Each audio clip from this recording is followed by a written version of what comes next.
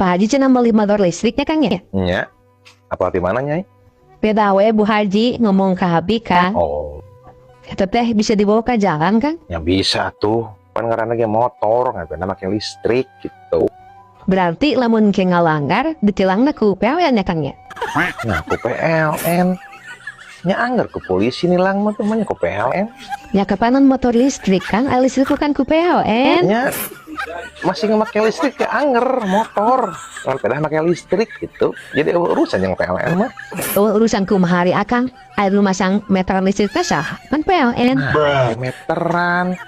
Itu make meteran dicas, ima dicas. Dicas emang nah HP Kang anggar kudu aya meteran kecuali meureun meteran notok kan kagak mau isi ulang nya arak mau dipariksa ke PLN 2 bulan dengan kan gitu kawan hanu apa motor listrik